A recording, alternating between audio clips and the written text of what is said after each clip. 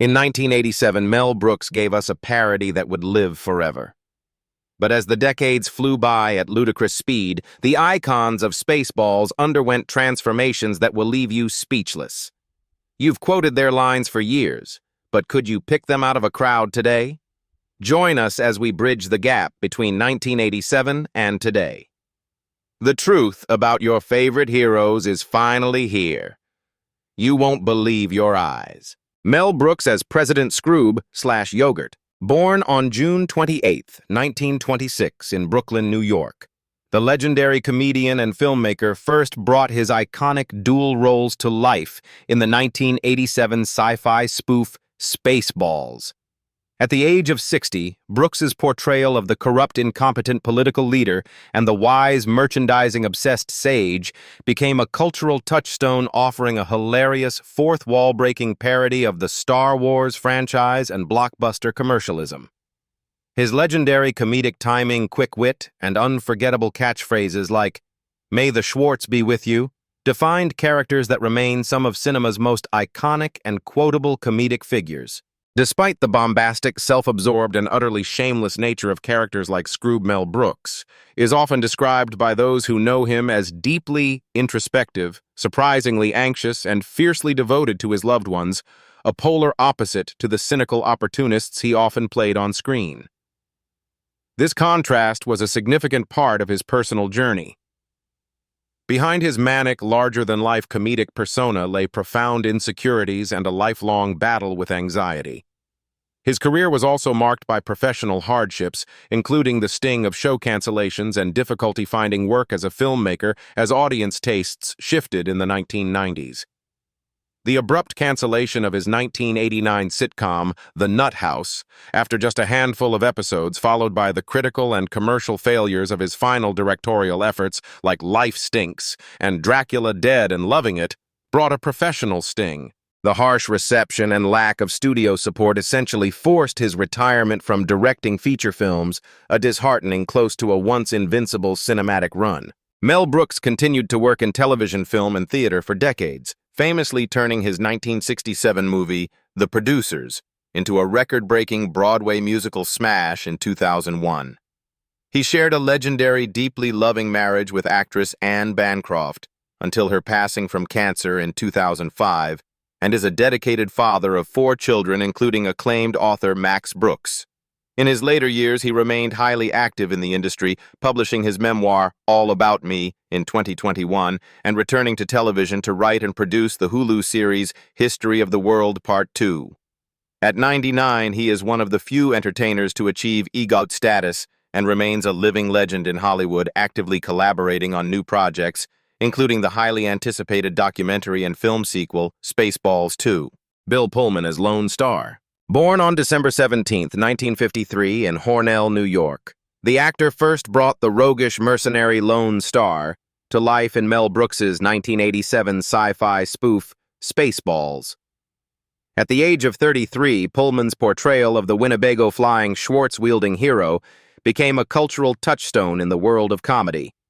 Serving as a spot-on parody of Han Solo and Luke Skywalker, rolled into one, Lone Star cemented his place in pop culture, helping the film achieve massive cult status and providing audiences with an iconic, hilarious take on the classic space opera protagonist. Despite the character's swashbuckling bravado and cynical space mercenary persona, Bill Pullman's real-life personality was far more grounded, modest, and intellectual. In fact, before his film career took off, he was a mild-mannered college theater professor in Montana. This contrast made playing the swaggering galactic rogue a distinct departure from his earnest stage background. Following the success of Spaceballs, Pullman faced the professional hardship of being typecast in broad parodies or pigeonholed as the unassuming safe guy who inevitably loses the girl, as seen in later 90s hits like Sleepless in Seattle. It took years of deliberate, careful role choices for him to prove his versatility, break out of the comedic mold, and establish himself as a bona fide leading man in dramatic projects. At 72, Bill Pullman is widely celebrated for a diverse and enduring career that far exceeded his early comedic beginnings.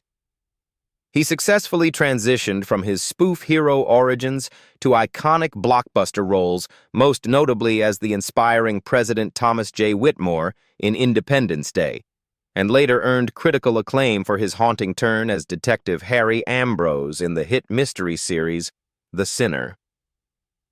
In his personal life, Pullman remains a dedicated family man, having been married to modern dancer Tamara Hurwitz since 1987, the very same year Spaceballs hit theaters. Together, they share a quiet life outside the typical Hollywood glare and have 3 children, including actor Louis Pullman, who has successfully followed in his father's cinematic footsteps. Rick Moranis as Dark Helmet. Born on April 18, 1953 in Toronto, Ontario, Canada, the talented comedic actor first rose to fame on the sketch comedy series SCTV before dominating 1980s cinema. At the age of 33, Moranis took on the role of Dark Helmet in Mel Brooks's 1987 sci-fi parody Spaceballs. His portrayal of the physically diminutive but comically tyrannical spoof of Darth Vader became a massive cultural touchstone. With his oversized helmet-whiny demeanor and hilarious insecurity, Moranis helped turn the film into a beloved cult classic, delivering endlessly quotable lines and proving his mastery of physical comedy and deadpan delivery. Despite playing the bombastic, power-hungry, and short-tempered villain on screen, Rick Moranis is known in real life as a soft-spoken, deeply grounded, and unassuming family man, a stark contrast to his cinematic counterpart. This contrast carried over into his professional life, where he faced the hardship of severe typecasting, frequently finding himself pigeonholed into playing mild-mannered geeks or nerdy sidekicks. As the 1990s progressed, he experienced difficulty finding fulfilling work that broke this mold, feeling increasingly dissatisfied with the repetitive scripts he was offered. This professional frustration was ultimately compounded by a devastating personal tragedy. After his wife Ann Belsky passed away from breast cancer in 1991, Moranis realized that the demanding travel and chaotic production schedules of Hollywood were incompatible with being a single father, prompting him to step away from the industry entirely to prioritize raising his children. Following his departure from live-action film in 1997, Moranis focused entirely on his family, taking on only occasional voice acting work, such as 2003's Brother Bear, and releasing Grammy-nominated comedy music albums. He remained notoriously private and content, away from the Hollywood spotlight, declining multiple offers to reprise his classic roles for decades, before eventually agreeing to return for the Honey, I Shrunk the Kids legacy sequel, Shrunk. At 72, Moranis continues to live a quiet life, largely staying out of the public eye while retaining the deep affection and respect of fans worldwide who still cherish his iconic comedic legacy. John Hurt as John Hurt. Born on January 22, 1940 in Chesterfield, Derbyshire, England, the distinguished stage and screen actor made one of the most famous surprise appearances in cinema history in Mel Brooks's 1987 sci-fi parody Spaceballs. At the age of 47, Hurt's brilliant self-referential cameo as himself, reprising his legendary ill-fated role as Kane from 1979's Alien, became an instant cultural touchstone. His exasperated delivery of the line, "Oh no, not again," just before a miniature xenomorph bursts from his chest to perform a vaudeville routine, stands as one of the most celebrated and hilarious parodies in film history. It perfectly showcased his rare willingness to satirize his own iconic status and the tortured victim archetype he had mastered. Despite the hilarious, lighthearted nature of his Spaceballs appearance, Hurt's career was primarily defined by his ability to portray deeply tragic, marginalized, and suffering souls. In stark contrast to the bleak and intense characters he played in films like The Elephant Man and 1984, Hurt was a fiercely intellectual, charming, and boisterous bohemian in real life. However, his journey was fraught with profound personal struggles. He battled severe alcoholism for decades, a challenge he later addressed with candid honesty. He also endured significant heartbreak, most notably the loss of his longtime partner, Marie-Lise Volpelière-Pierrot, who died in a tragic horse-riding accident in 1983. This heavy real-world sorrow shadowed his life just a few years before he agreed to the comedic turn in Brooks's film. John Hurt remained a titanic force in the acting world for decades, earning a knighthood in 2015 for his monumental services to drama. He endeared himself to entirely new generations with his portrayal of the wand-maker Mr. Ollivander in the Harry Potter series and as the War Doctor in the 50th anniversary special of Doctor Who. John Hurt passed away on January 25, 2017 at the age of 77 at his home in Cromer, Norfolk, following a battle with pancreatic cancer. His passing prompted a global outpouring of grief, honoring a man whose unparalleled voice and emotional depth made him one of the most versatile and beloved cinematic treasures of all time. Joan Rivers as Dot Matrix. Born on June 8, 1933 in Brooklyn, New York, the groundbreaking comedian brought her distinct raspy voice and sharp comedic timing to Mel Brooks's sci-fi parody, Spaceballs. At the age of 53, Rivers took on the voice role of Dot Matrix, the gold-plated droid of honor and highly protective chaperone to Princess Vespa. Her hilarious portrayal, complete with a built-in virgin alarm, provided some of the film's most memorable moments. Serving as a pitch-perfect parody of C-3PO, her performance showcased her legendary wit and left a lasting cultural impact on generations of sci-fi and comedy fans alike. While Dot Matrix was a fussy, rule-enforcing chaperone, Joan Rivers was the exact opposite in reality, a fearless, boundary-pushing pioneer who spent her life breaking the rules of a male-dominated comedy world. Despite the enduring popularity of her role in Spaceballs, the era surrounding the film's release marked the darkest period of her professional and personal life. Following the launch of her own late-night talk show on Fox in 1986, she suffered a bitter fallout with her mentor Johnny Carson, resulting in a lifelong ban from The Tonight Show. Her Fox show was abruptly canceled in 1987 due to low ratings, leaving her career in tatters. Tragically, that same year, her husband and manager Edgar Rosenberg died by suicide, leaving Rivers heavily in debt, grieving, and temporarily blacklisted by much of the television industry. Through sheer resilience, Rivers successfully rebuilt her career from the ground up, winning a Daytime Emmy for The Joan Rivers Show in 1990, and later reinventing herself as the sharp-tongued queen of red carpet fashion critique on E's Fashion Police. She continued performing stand-up writing books and appearing on reality television alongside her daughter Melissa, working tirelessly well into her late 70s. Rivers passed away at Mount Sinai Hospital in New York on September 4, 2014 at the age of 81 from brain damage caused by a lack of oxygen following complications during a routine throat endoscopy at an outpatient Manhattan clinic. Her sudden death shocked the entertainment world and prompted a medical malpractice lawsuit filed by her daughter, which was later settled out of court, bringing changes to the clinic's practices and marking the end of a monumental legacy in American comedy. Michael Winslow as radar technician. Born on September 6, 1958 in Spokane, Washington, Michael Winslow brought his extraordinary vocal talents to the hilarious sci-fi spoof Spaceballs in 1987. At the age of 28, Winslow's portrayal of the frantic radar technician aboard Spaceball 1 became an instant comedy classic. Utilizing his unparalleled ability to mimic sound effects using only his voice, his legendary scene where he physically simulates the ship's radar, bleeps, sweeps, and creeps into a microphone solidified his reputation as the man of 10,000 sound effects. Even with minimal screen time, the character's memorable disruption of Dark Helmet's command left a lasting cultural impact, remaining one of the most frequently quoted and cherished moments from the beloved film. Despite the boisterous, wildly energetic, and chaotic nature of his on-screen personas, Winslow in real life has been described as a quiet, thoughtful, and introverted individual. This stark contrast between his private personality and his public human beatbox image often made Hollywood view him as a novelty rather than a dramatic actor. Consequently, Winslow faced significant struggles with typecasting, finding it difficult to secure traditional acting roles that didn't solely rely on his vocal gymnastics. His career also encountered severe personal and professional hardships when his first wife, Belinda, suddenly passed away in 1993.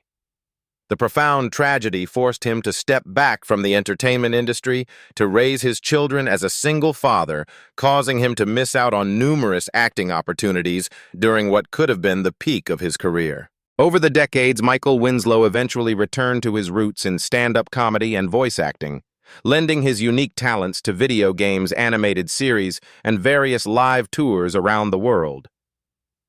In 2021, he stepped back into the mainstream spotlight by appearing on America's Got Talent, introducing a whole new generation to his incredible vocal skills and candidly sharing the heartfelt story of his hiatus from Hollywood to raise his family. At 67, he remains an active and beloved performer on the comedy circuit. Having navigated the grief of his past and the restrictive typecasting of his early career, he continues to connect with audiences globally, cementing his legacy as a singularly talented entertainer and a devoted family man. John Candy as Barf. Born on October 31st, 1950 in Newmarket, Ontario, the beloved Canadian actor brought immense warmth and hilarity to the Mel Brooks sci-fi spoof Spaceballs. At the age of 36, Candy's portrayal of Barf, a Mog or half-man, half-dog, became a massive hit and a cultural touchstone of 1980s comedy. His brilliant physical comedy, expressive earwiggles, and undeniable charm made the fiercely loyal sidekick an instant fan favorite, cementing his status as one of the most endearing cinematic figures of the decade. Despite playing boisterous, endlessly confident, and outwardly goofy characters like Barf, John Candy was known off-screen as a remarkably sensitive, humble, and deeply insecure individual. This stark contrast was an ongoing theme in his life. Friends and colleagues often noted that his larger-than-life comedic persona masked severe anxiety and self-doubt. Professionally, Candy struggled with the pressures of the Hollywood machine, frequently feeling typecast as the lovable, funny fat guy and finding it difficult to secure the dramatic roles he desperately desired.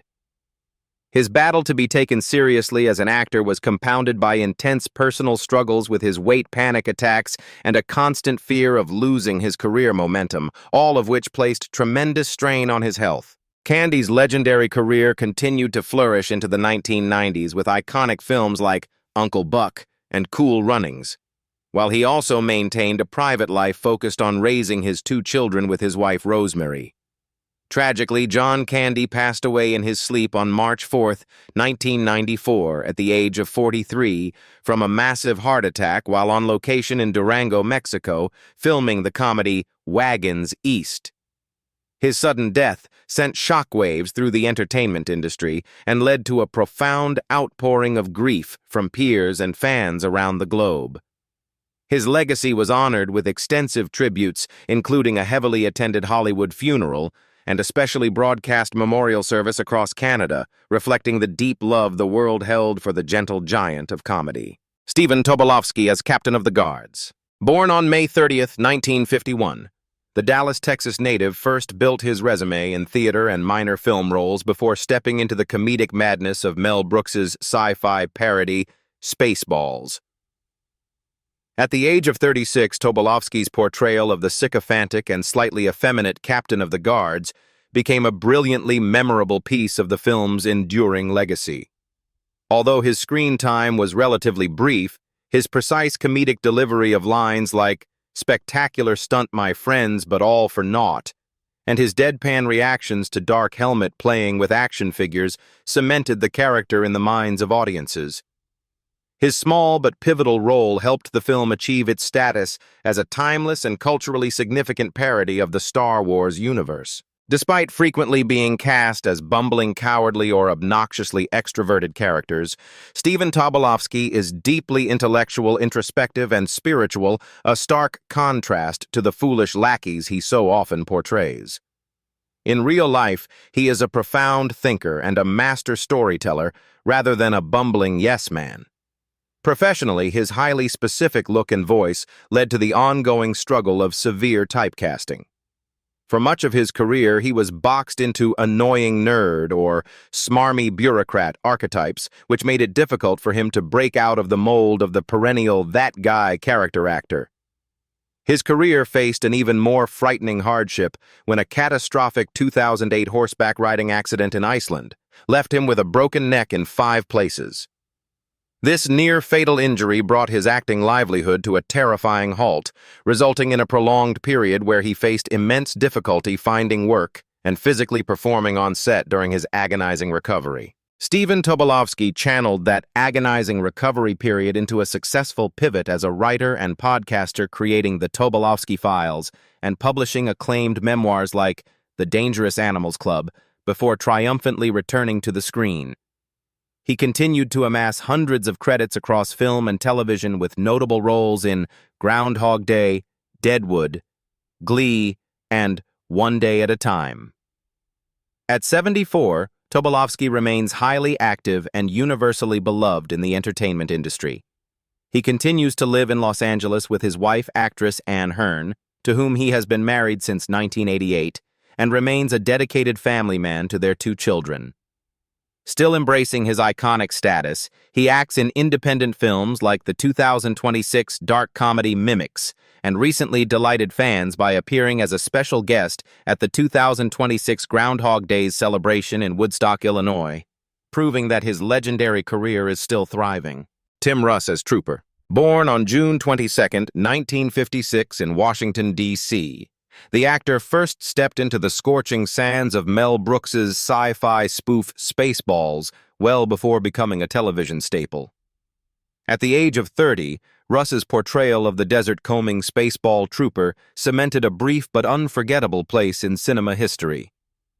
Although it was a minor bit part, his scene-stealing delivery through a giant afro pick of the single line, "We ain't found shit," became a monumental cultural touchstone and remains one of the most endlessly quoted comedic punchlines of the 1980s. Despite the loud, frustrated, and expletive-shouting nature of the desert trooper, Tim Russ in real life is known for being a deeply cerebral, calm, and highly disciplined individual, a stark contrast to his breakout comedic moment.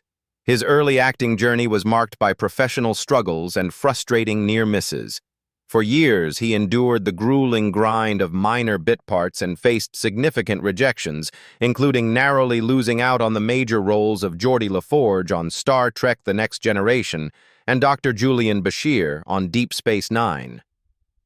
Even after eventually securing his defining 7-season role as the logical Vulcan Tuvok on Star Trek Voyager, Russ faced the immense challenge of sci-fi typecasting, which occasionally made it difficult for him to find varied mainstream acting work outside the shadow of the massive franchise. Russ has continued to work prolifically across television, film, and voiceover, bringing his talents to numerous animated series and acclaimed video game franchises like Fallout 4, Horizon Forbidden West, and The Last of Us Part 2.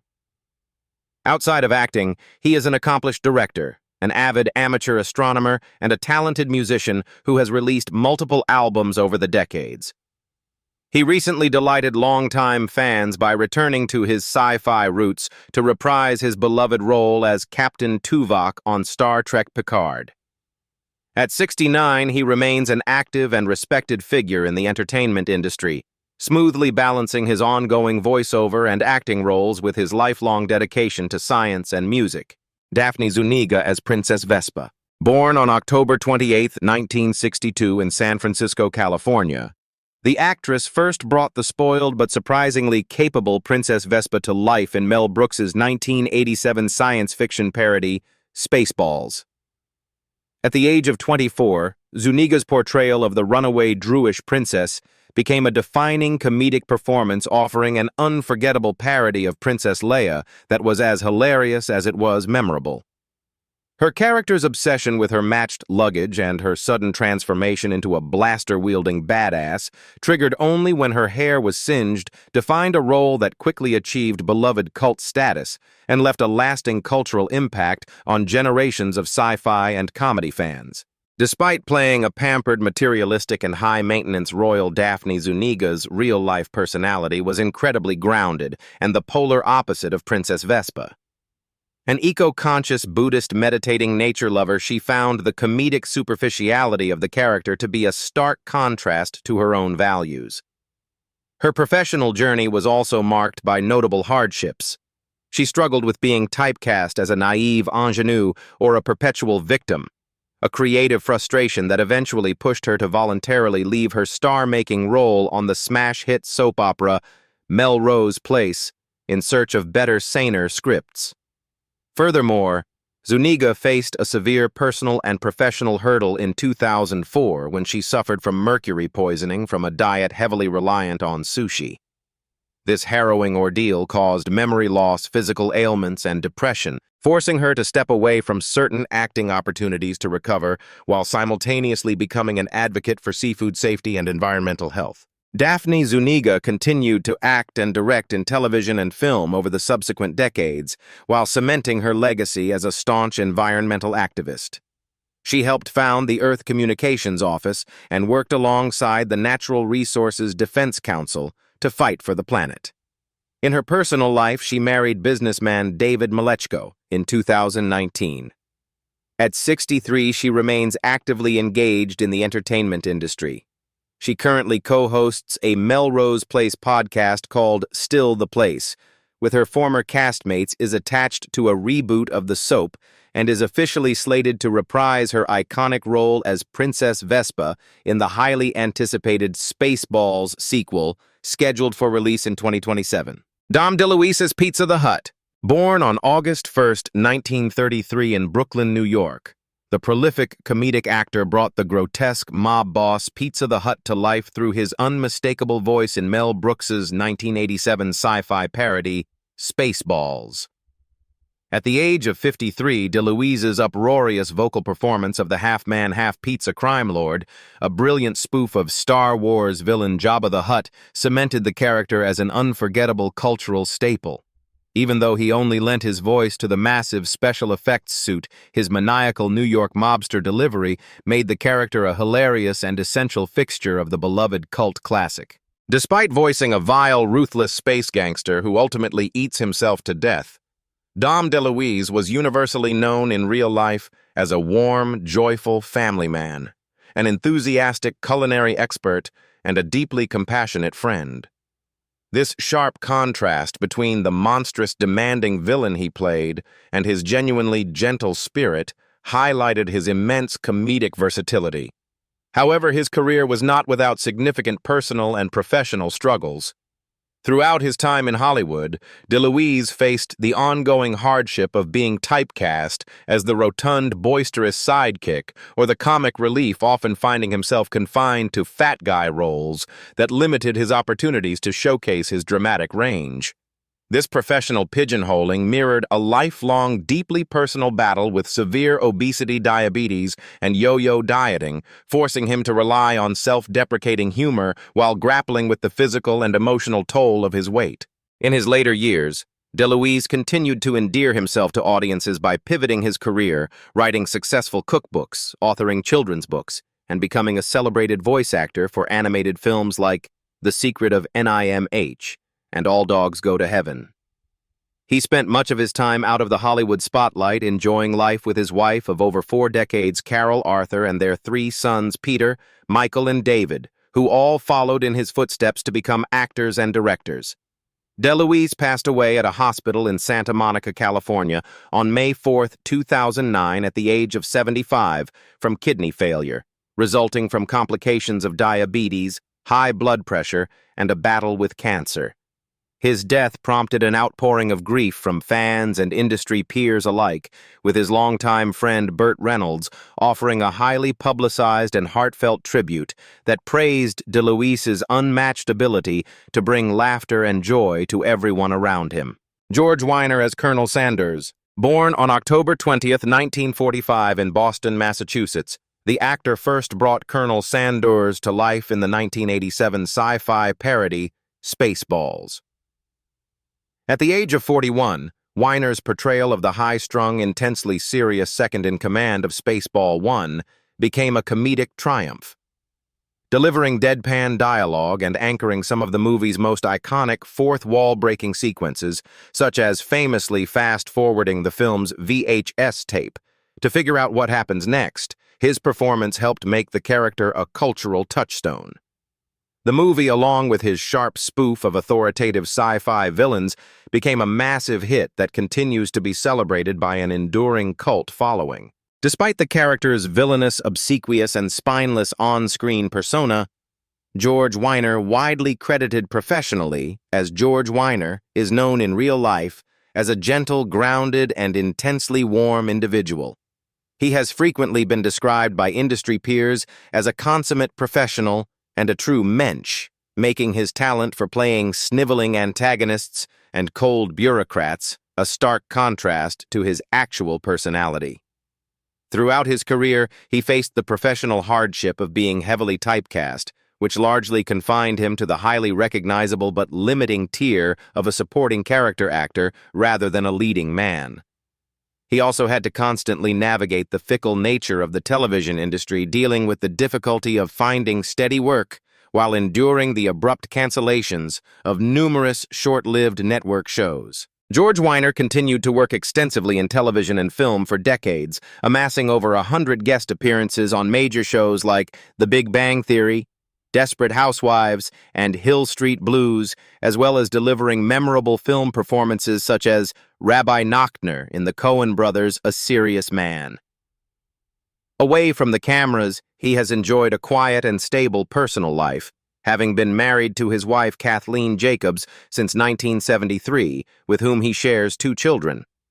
At 80, he is a widely respected veteran of the entertainment industry whose comedic timing remains beloved, and he has recently been involved in the highly anticipated Spaceballs sequel, currently in development. Dick Van Patten as King Roland. Born on December 9, 1928 in the Kew Gardens section of Queens, New York, the former child star brought his immense comedic timing to Mel Brooks's beloved sci-fi parody, Spaceballs. At the age of 58, Van Patten's portrayal of King Roland, the bumbling and desperate ruler of planet Druidia, became a memorable cultural touchstone.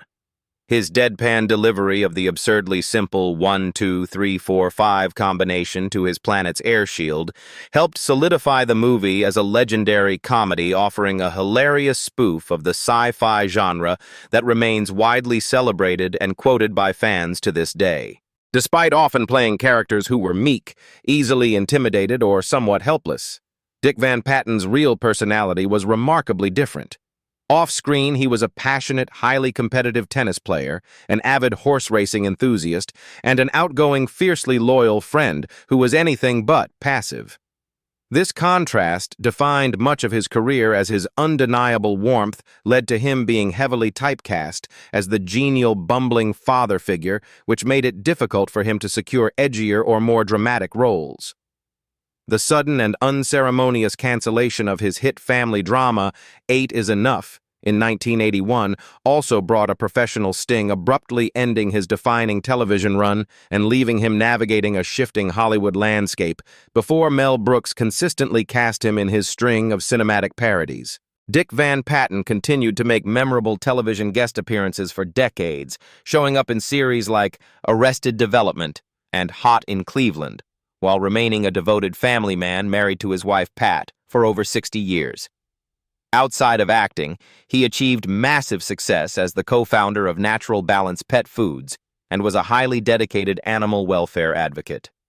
His off-screen generosity was legendary. He famously put his own home up as collateral to bail his troubled former 8 is Enough co-star Adam Rich out of jail. Van Patten passed away at St. John's Health Center in Santa Monica, California on June 23, 2015, at the age of 86 due to complications from diabetes. His death was deeply mourned by both Hollywood and the animal rescue community, leaving behind a legacy defined by his famous on-set motto, fondly recalled by his castmates, "Remember our times together, gang? 'Cause these are the good old days."